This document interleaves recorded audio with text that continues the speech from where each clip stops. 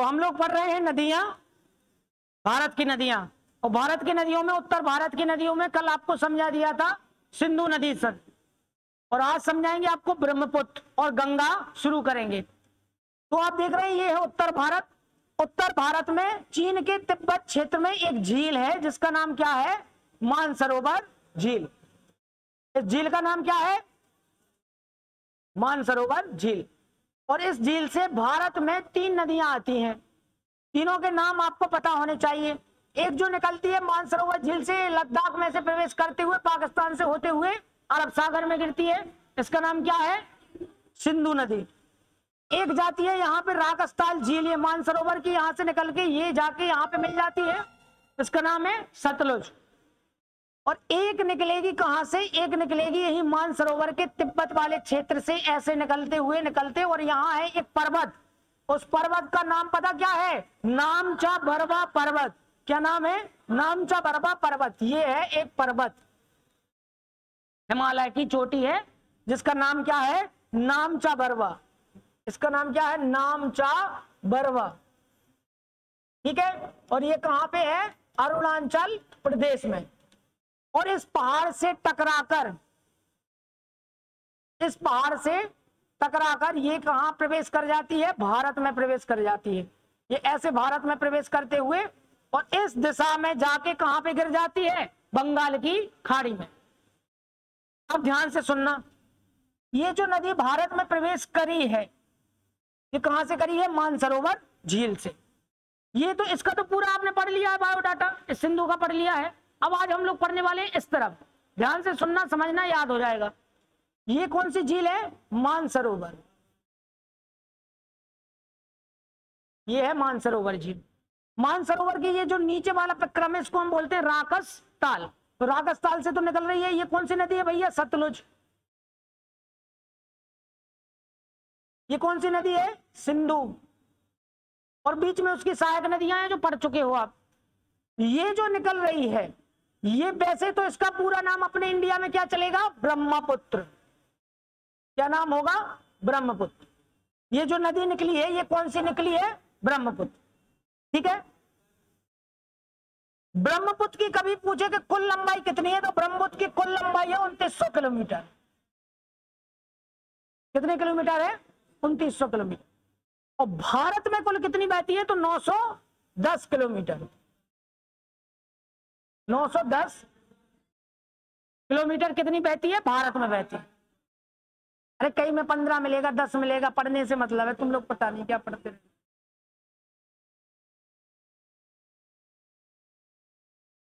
देखो पहली बात तो सुन लो, शांत रहो। पढ़ना है तो शांति के साथ पढ़ो, नहीं पढ़ना है तो अकेले बैठ के बाहर जाओ। समझ रहे?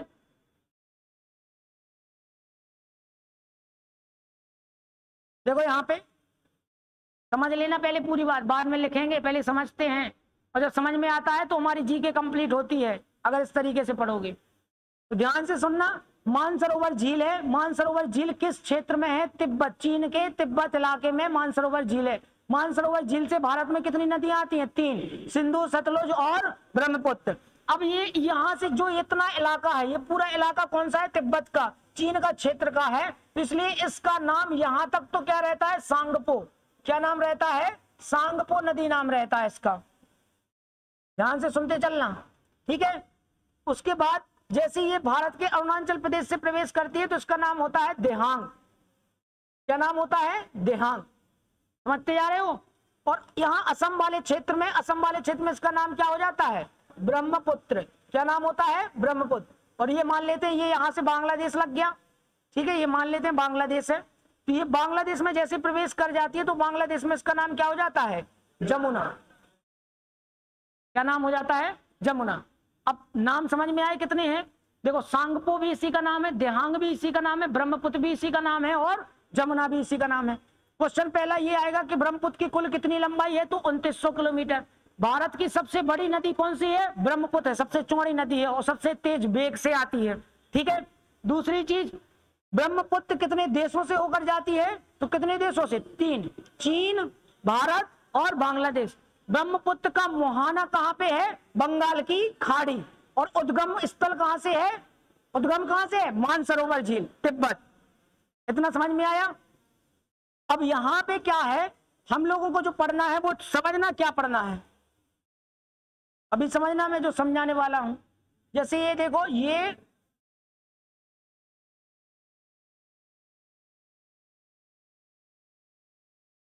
आपको टुकड़ा समझ में आ रहा किसका बनाया है मैंने, किस दिशा का बनाया है, समझ में आ रहा? ये अपना कौन सा भारत है? पूर्वोत्तर भारत। अब यहां से देखना, उसी नदी को वापस से बनाते हैं, ये यहां से आ रही है ना ये, और यहां टकरा के कहां से प्रवेश कर रही? ऐसे प्रवेश करते हुए ऐसे ऐसे ऐसे ये चली गई, ठीक है।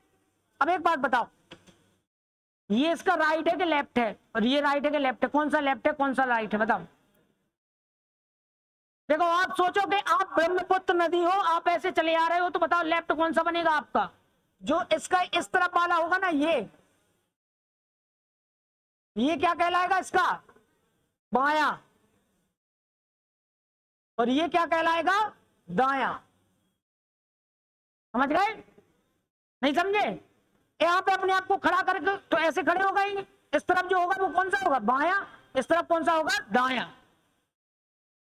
तो हम लोगों को पढ़ना है कि ब्रह्मपुत्र की सहायक नदियां जो सबसे ज्यादा पूछी जाती हैं। देखो, बाईं तरफ से भी देखना, आप ध्यान से सुनते चलना। यहां से एक नदी आ रही है, मान लो ये यहां से नहीं आती, मान लो यहां समझते चलना। ये जो नदी है इसका नाम है, पता क्या? लोहित नदी। नाम सुना है?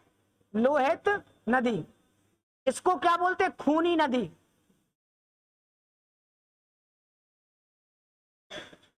लोहित मिलती है।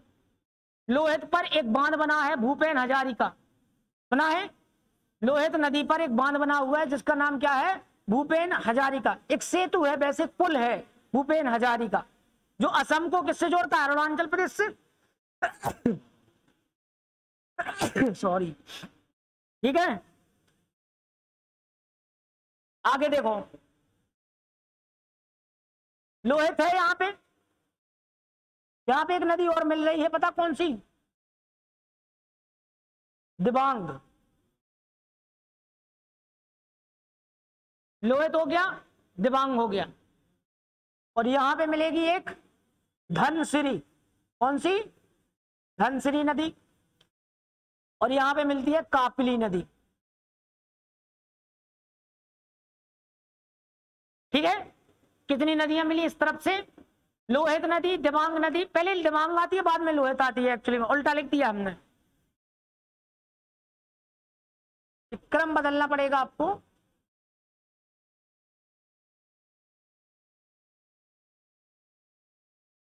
ये होगी दिबांग, और यहां ये वाली कौन सी है? लोहित। और लोहित को क्या नाम देते हैं? खूनी नदी। क्या नाम देते हैं? खूनी नदी। तो आपको ये याद रखना है कौन सी बाएं से कौन सी दाएं, इतना भी ज्यादा याद नहीं रखना, आपको सिर्फ इतना रखना है कि ब्रह्मपुत्र की सहायक कौन कौन सी हैं। तो लोहित ज्यादा इंपोर्टेंट है, धनसिरी, कापली, दिबांग। आपने एक नाम सुना होगा, पता क्या? क्या सुना है आपने? मैं बता रहा हूं। यहां से आके एक नदी मान लो मिल रही है यहां पे, ठीक है। इसका नाम है सुबनसिरी। क्या नाम है? सुबनसिरी। यहां से एक और मिला देते हैं, मानस। मानस कहां पे होगी? असम में। मानस जो है, मानस से कितनी ज्यादा फेमस चीज है असम में। मानस, सुबनसिरी, और एक नदी और, तीस्ता। कौन सा? तीस्ता। और तीस्ता निकलती है कहां से? सिक्किम से। कहां से निकलती भैया? सिक्किम से। सिक्किम में एक भारत की सबसे ऊंची झील है, क्या नाम बताएंगे? सिक्किम में भारत की एक सबसे ऊंची झील है, उसी झील से ये तीस्ता नदी निकल के आके किसमें मिल जाती है? ब्रह्मपुत्र में मिल जाती है, चोलामू, है ना। यहाँ पे जो झील है वो कौन सी है? ये जो झील होगी इसका नाम है चोलामू झील।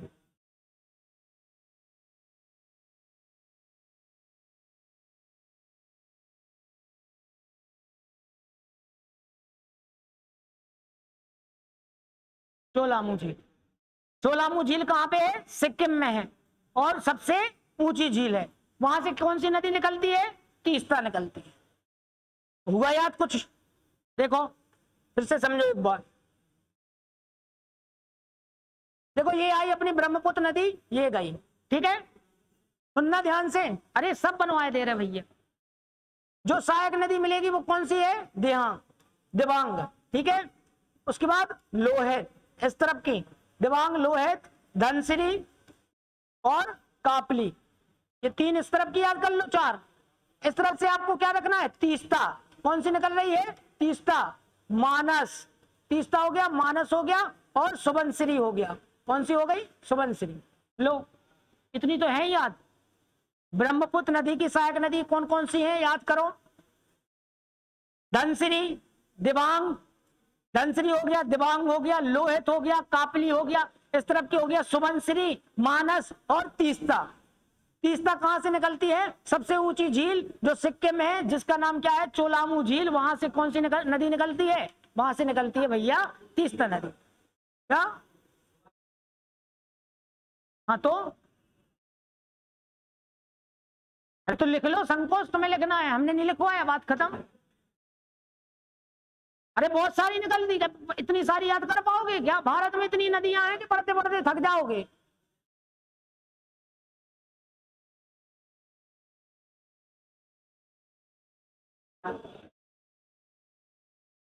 तो हम लोग अब फैक्ट पे चलते हैं।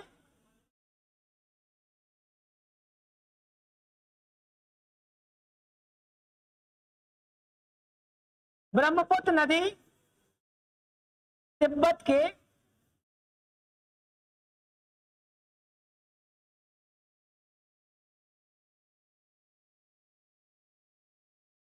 मानसरोवर झील से निकलकर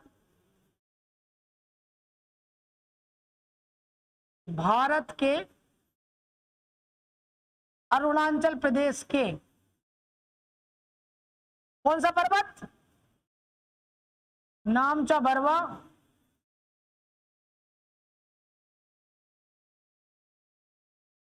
नामचा बरवा पर्वत से टकराकर प्रवेश करती है।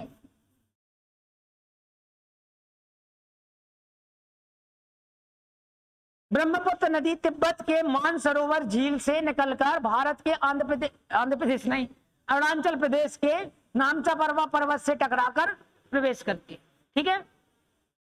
दूसरा फैक्ट क्या है? इसकी कुल लंबाई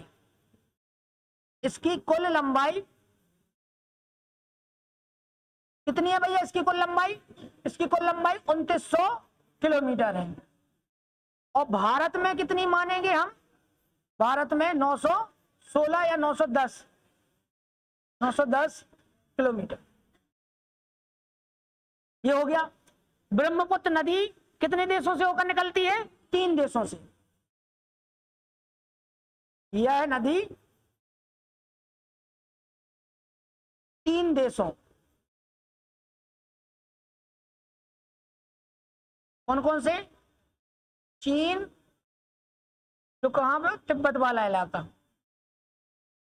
ठीक है, भारत और बांग्लादेश।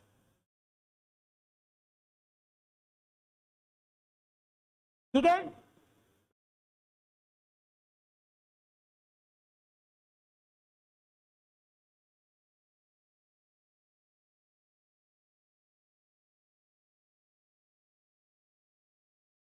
ब्रह्मपुत्र नदी के नाम अलग अलग जगह पे है ना, जैसे तिब्बत में, फिर अरुणाचल प्रदेश में,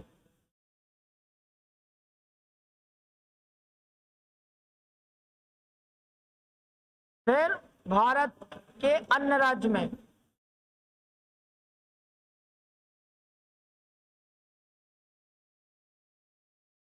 फिर बांग्लादेश में।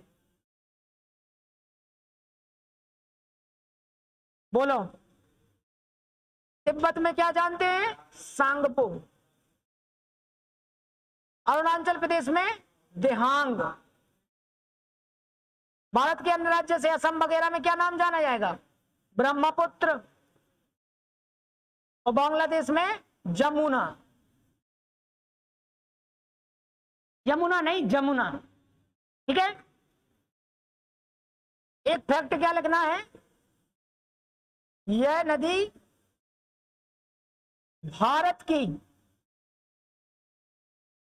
सबसे चौड़ी नदी है। समझ पाए बात को? समझ में आया? चित्र भी बना है, सब कुछ बना है।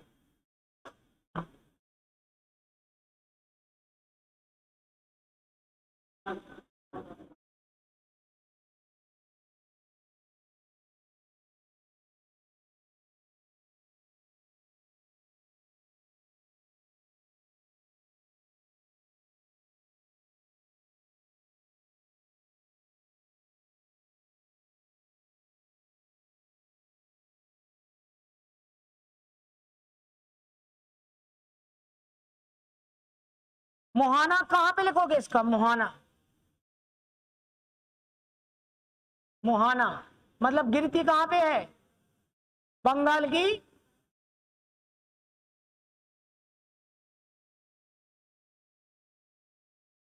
की खाड़ी।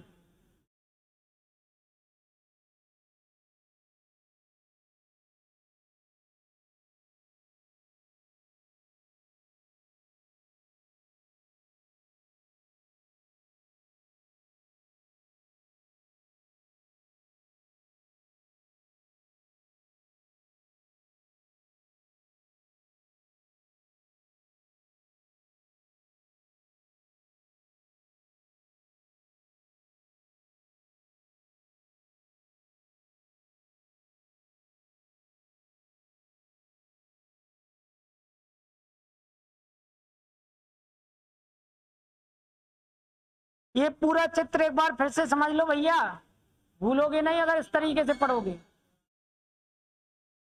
देखो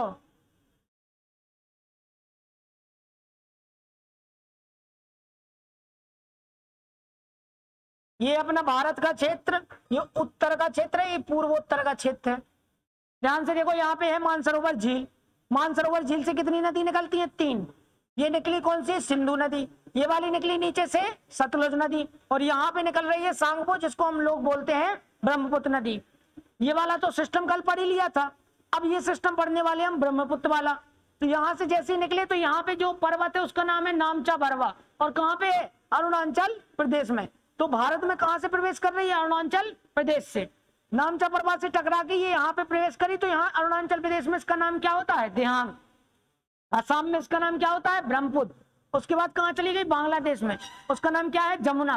और पता उसके आगे थोड़ी सी गंगा मिल जाएगी, पद्मा नाम से आएगी। गंगा और पद्मा और जमुना का जब संगम हो जाता है तो आगे एक जो नदी निकलती है उसका नाम होता है मेघना, है ना।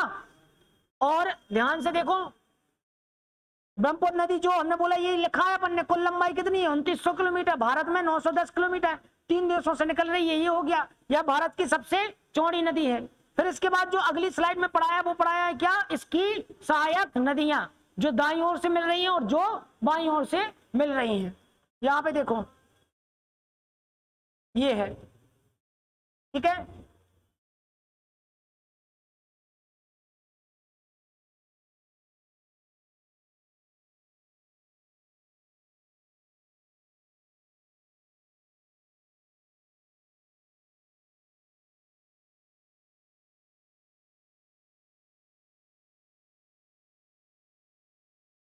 लेफ्ट से और राइट। लेफ्ट में कौन कौन सी आती हैं ध्यान रखना है आपको। लेफ्ट में आएगी दिबांग, लोहित, धनसिरी और कापली।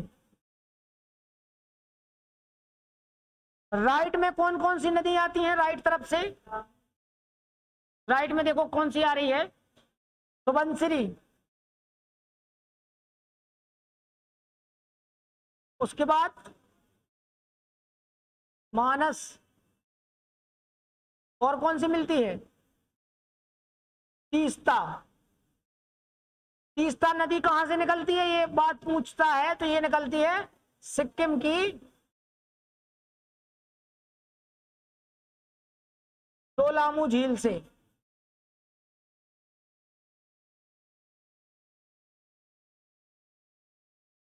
लोहित नदी पर एक पुल बना है, कौन सा पुल बना है लोहित नदी पर, बताओ? भूपेन हजारिका सेतु।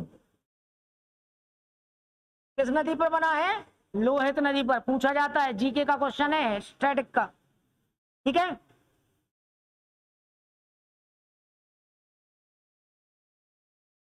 अब एक बात और याद रखना, एक चीज और, क्या? ब्रह्मपुत्र नदी पर यहां असम के क्षेत्र में एक नदी द्वीप है, जो नदी द्वीप मतलब चारों तरफ पानी है, बीच नदी में है एक द्वीप है, इतना बड़ा द्वीप है कि वो दुनिया का सबसे बड़ा द्वीप है। दुनिया का सबसे बड़ा नदी द्वीप भारत में है, जिसका नाम क्या है? माजुली का, ठीक है। मंजुलिका नहीं, माजुलिका। मंजुलिका तो अलग है। मंजुलिका को जानते हो आप लोग? नहीं जानते मंजुलिका को?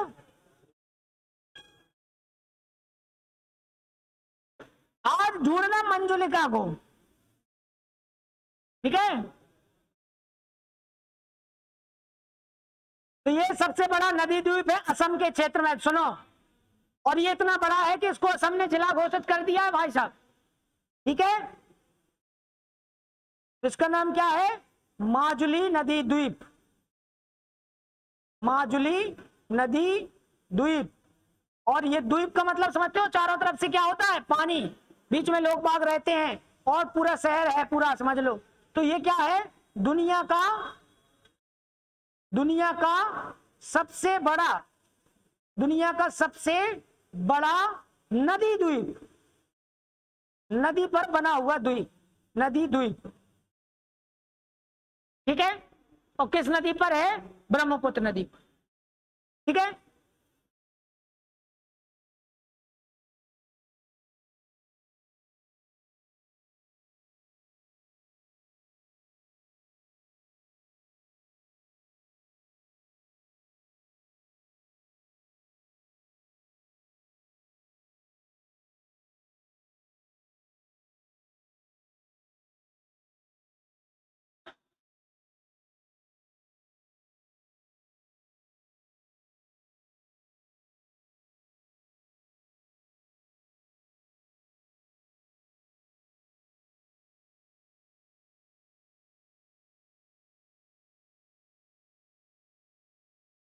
अब प्रशांत, पानी बहुत दिन का था क्या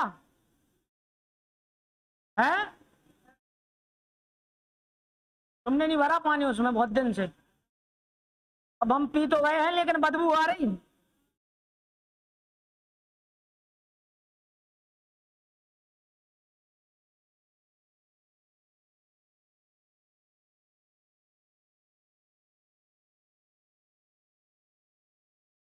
अब बताओ, दोनों नदियों को आप पोस्टमार्टम कर सकते हैं। अगर आपको सच में याद करना है, सच में समझ में आया, तो एक बार रफ में अपने मन से बनाना जैसे मैंने बनाई है, और आप उनको अपने मन से लिखना, तभी याद होती है नदियां। और ऐसे करोगे तो बहुत अच्छे से याद हो जाएंगी। ब्रह्मपुत्र निपटा दिया अपन ने, मानसरोवर की कहानी खत्म होती है। अब जो सबसे हाईलाइट नदी है इंडिया की, वो है गंगा नदी। गंगा नदी में एक ऐसा बैक्टीरिया है जो उसके पानी को खराब नहीं होने देता है। क्या नाम है उसका? इसलिए गंगा का पानी हमेशा रख दो आप, बैक्टीरियोफेज, सही है। गंगा नदी के बारे में एक फैक्ट और है। क्या है? एक फैक्ट ये है कि गंगा नदी ना 2-3 नदियों से मिलकर बनी है। 2-3 नदियों से मिलकर बनी ना, वैसे देखा जाए तो सिर्फ 2 नदियों से, एक अलकनंदा और एक भागीरथी। अब गंगा नदी की आने की एक अपनी कहानी है वेदों वाली, वो शायद आप लोगों को पता होगी कि गंगा नदी वेद पुराण की कथा के अनुसार हमारे यहाँ पे कैसे आई। पता है ना सबको? तो कहानी नहीं सुना है?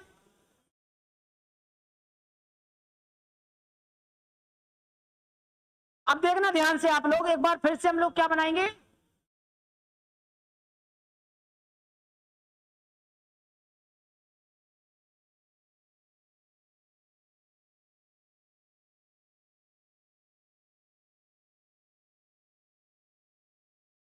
ये आपको दिख रहा होगा, कुछ तो लग रहा होगा भारत के जैसा। अरे कुछ क्या, पूरा लग रहा है ना। अब आपको ध्यान से समझना है, गंगा नदी तंत्र पढ़ने वाले हैं हम लोग, और जितना ध्यान से समझोगे, और वो तो मैं हर बार बोलता हूं, जितना ध्यान से समझोगे आपको उतना अच्छा समझ में आएगा। तो ध्यान से ये बात है सुनने वाली कि गंगा नदी आई कैसे है भारत में। तो एक कथा प्रचलित है। हाँ भैया तुम सुना दो, कौन सुना रहा है, सुनाओ। ठीक है, एक बार क्या होता है, भारत में बहुत तेज क्या पड़ जाता है, अकाल, सूखा। यहाँ पे एक राजा थे जिनका नाम क्या था, भागीरथ। उन्होंने करी तपस्या, यूं खड़े हो गए ऐसे, एक पैर पे ऐसे खड़े हो गए एक पैर पे, और इतनी तपस्या की, इतनी तपस्या की, और उन्होंने बोला कि जो गंगा नदी है अगर वो यहाँ पे आ जाए तो फिर इस इलाके में क्या, इस पूरे देश या पूरे मतलब इतने इलाके और पूरे भारत खंड में कभी भी पानी की कमी नहीं होगी। तो गंगा जी बोली ठीक है हम आ तो रहे, लेकिन गंगा जी का वेग इतना ज्यादा था, इतना ज्यादा था कि वो अगर डायरेक्ट आती तो वो पृथ्वी क्या हो जाती, हिल जाती पूरी। मतलब इतने तेज वेग से आना था उनको। वेग तो जानते हो आप, फिजिक्स लगती है वेग को समझने में, इतना ज्यादा था। अब उन्होंने कहा वेग कम कौन करेगा।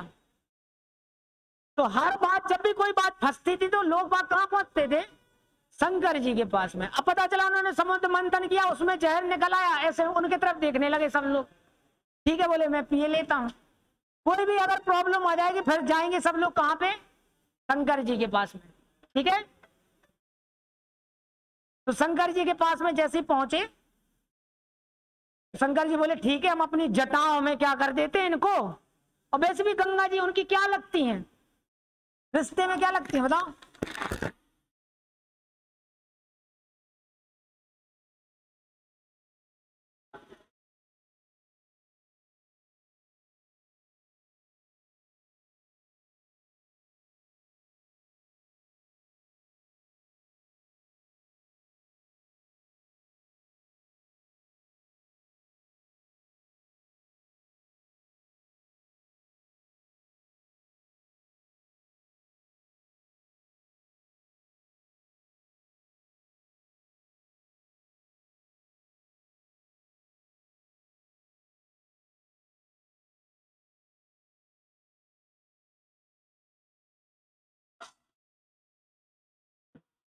तो सुनो आप लोग, तो शंकर जी बोले ठीक है, उन्होंने अपनी ऐसे जटाएं निकाली और गंगा जी को बोले आजा तुम जितने वेग से आ रही हो। वो चली गई भैया, उन्होंने तो पूरी स्पीड ही कम कर दी, उनकी जटा में ऐसे ऐसे गोल गोल घूमती रही घूमती रही घूमती, फिर उन्होंने निकाला, फिर जाके पृथ्वी पे आई। ऐसा हुआ। तो जब वो आई तो उनका नाम क्या पड़ा, भागीरथी। क्या पड़ा, भागीरथी। और इस तरफ से आई अलकनंदा। तो भागीरथी और अलकनंदा जब मिल जाते हैं उसके बाद जो नाम पड़ता है वो क्या पड़ता है, गंगा। और ये गंगा बनने से पहले, गंगा बनने से पहले पंच प्रयाग नाम सुना है आपने, 5 प्रयाग हैं, और जितने भी प्रयाग है वो सब उत्तराखंड में है। कहां पे है, उत्तराखंड में। तो 5 प्रयागों से मिलके कैसे गंगा बनी, और गंगा जी निकली कहां से है आपको पता, अगर कथा के अनुसार देखा जाए तो गंगा जी निकली है विष्णु भगवान के चरणों से। कहां से निकली है, उनके चरणों की धूल से निकली हुई है गंगा जी। समझ में आई बात। अब तो ठीक है, विष्णु भगवान के चरणों से निकली हो, कहीं से निकली हो, अपनी पढ़ाई के अनुसार तो 2 जगह से हैं। कहां से, अगर देखना यहां पे कौन सा ग्लेशियर, गंगोत्री ग्लेशियर, समझते हो आप, बर्फ के पहाड़, अच्छे खासे बर्फ के पहाड़। बताओ सबसे ज्यादा नुकीली चोटी कौन सी है भारत में, सियाचिन। कौन सी है सबसे नुकीली चोटी। और वहां पे एक लड़की को तैनात किया गया है, पता है आपको, पहली भारत की लड़की जिसका नाम है कैप्टन शिवा चौहान। ठीक है, जो सियाचिन में गई है। तो यहां पे सुनो, एक ग्लेशियर का नाम है, इसका नाम क्या है? गंगोत्री। गंगोत्री ग्लेशियर, सतोपद भी बोलते हैं। एक गंगोत्री और एक क्या है, इस तरफ है सथो। एक गंगोत्री ग्लेशियर है, ये कौन सा ग्लेशियर है? सतोपद ग्लेशियर। समझ पा रहे हैं?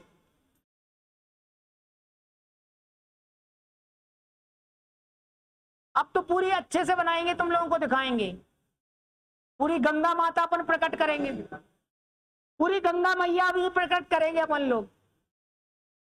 अच्छा एक बार बताओ, उत्तराखंड में ऐसे दो कौन से मंदिर हैं जो बहुत ज्यादा प्रसिद्ध है, यहाँ पे तीर्थ धाम में गिने जाते हैं?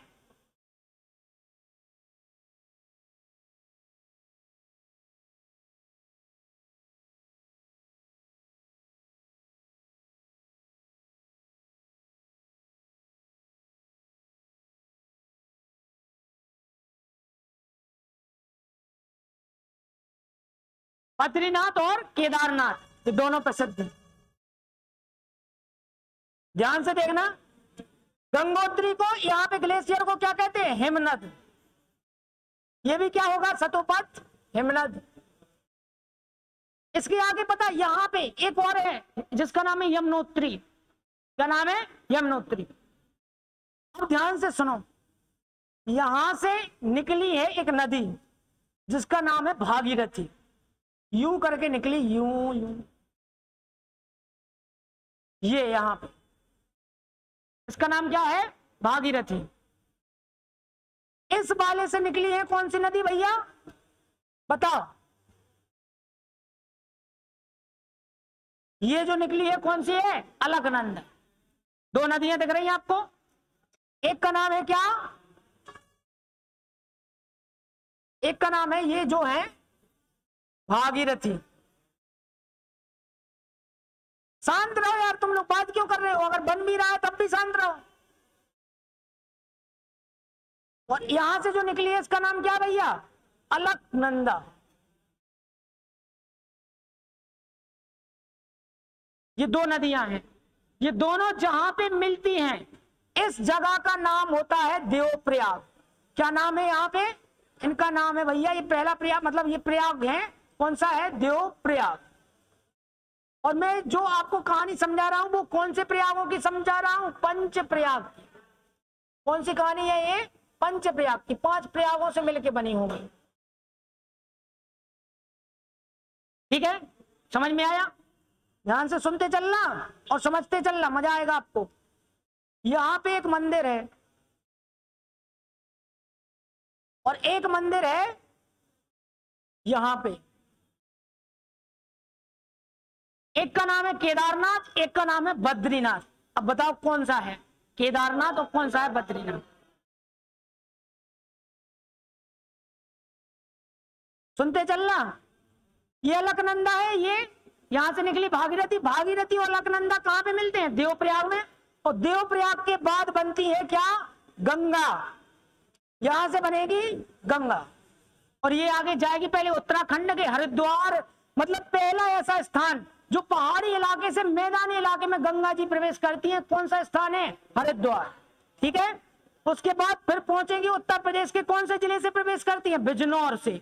उत्तर प्रदेश के बिजनौर से प्रवेश करेंगे और उत्तर प्रदेश के बलिया से क्या हो जाएंगी? बाहर निकल के बिहार में प्रवेश कर जाएंगे। बिहार के बाद झारखंड और झारखंड के बाद पश्चिम बंगाल, उसके बाद जाएंगी बांग्लादेश और बांग्लादेश के बाद किससे मिल जाएंगी? जो अभी नदी अपन ने छोड़ी हुई है, इंतजार कर रही है, जमुना। वो छोड़ गया ना ब्रह्मपुत्र को, वहीं पे जाके मिल जाएंगे और दोनों लोग कहां पे चले जाएंगे? फिर बंगाल की खाड़ी में। ये बात समझ में आ गई इतनी? देखना अब 5 प्रयाग कैसे रचे गए, सुनो। एक प्रयाग तो यही है, इसका नाम क्या है? देवप्रयाग। एक प्रयाग भैया ये है, एक प्रयाग यहाँ पे है, 1 2 3, एक यहाँ पे है 4 और एक यहाँ पे है 5। 5 प्रयाग। 5 प्रयाग मतलब 5 नदियां आएंगी। ठीक है, जो सबसे ऊपर है, देखो गंगा जी किसके पैरों से निकली हैं? विष्णु भगवान के। तो यहाँ पे जो प्रयाग है वो कौन सा है? कौन सा प्रयाग है? विष्णु प्रयाग।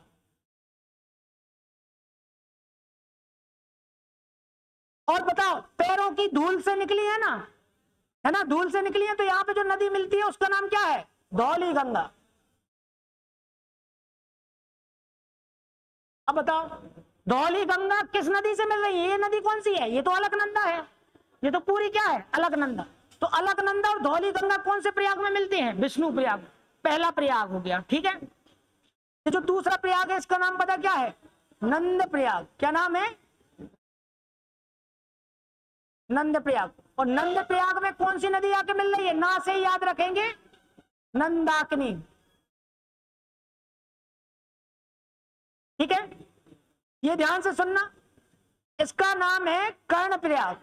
और कर्ण प्रयाग में मिलती है पिंडार नदी। कौन सी नदी? पिंडार। ये जो आई है, ये कौन सी नदी आई है? पिंडार नदी। कौन कौन सी? पिंडार नदी किस में मिली? अलकनंदा में। नंदाकिनी किससे मिल रही है? अलकनंदा से। धौली गंगा भी किससे मिल रही है? अलकनंदा। ये तो पूरी अलकनंदा ही है ना। और ये है रुद्रप्रयाग। ये कौन सा है? रुद्रप्रयाग। और यहां से आती है एक नदी इस मंदिर के पास से आती है, जिसका नाम क्या है भैया? जिसका नाम है, क्या नाम है? मंदाकिनी। क्या नाम है? मंदाकिनी। ये मंदिर कौन सा है? केदारनाथ। कौन सा है? और ये वाला मंदिर कौन सा है? बद्रीनाथ। तो बद्रीनाथ किस नदी के तट पे होगा, या कौन सी नदी निकलेगी? अलकनंदा। और मंदाकिनी कौन सी वाली हो गया? केदारनाथ। समझ में आ गई बात? अब बताओ, यहां पे ऐसे गंगा बने। अब यहां से बन रही है कौन सी नदी? गंगा। पंचप्रयाग आपको समझ में आ गए होंगे, भागीरथी समझ में आ गई है कौन सी कहां से निकली है और कैसे गंगा बनी है। और एट द एंड गंगा कहां पे बनी? देवप्रयाग में बनी। अब बताओ, दिमाग में चली बात, गई या नहीं गई?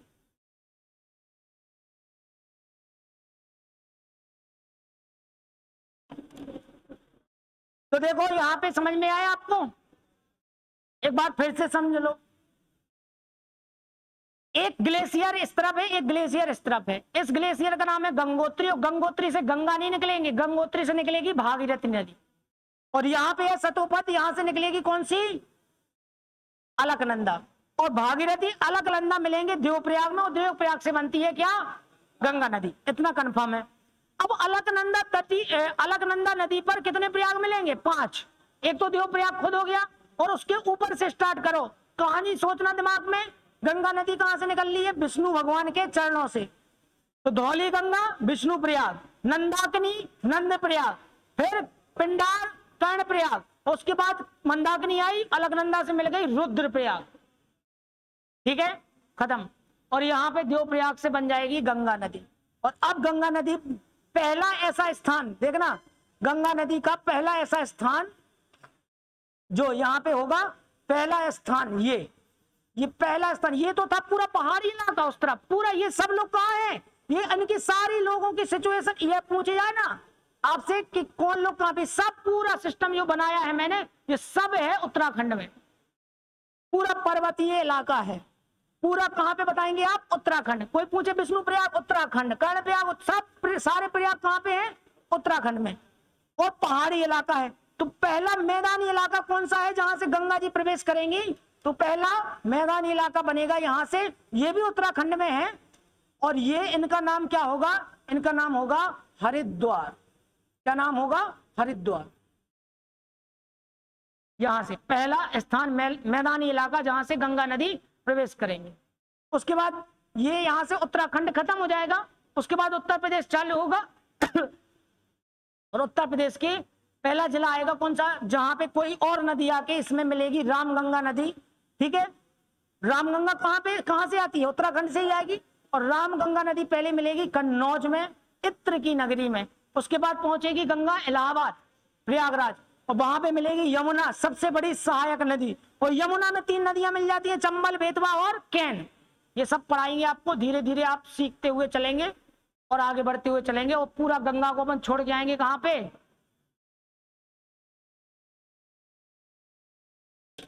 ठीक है, तो बताओ समझ में आया? क्लियर?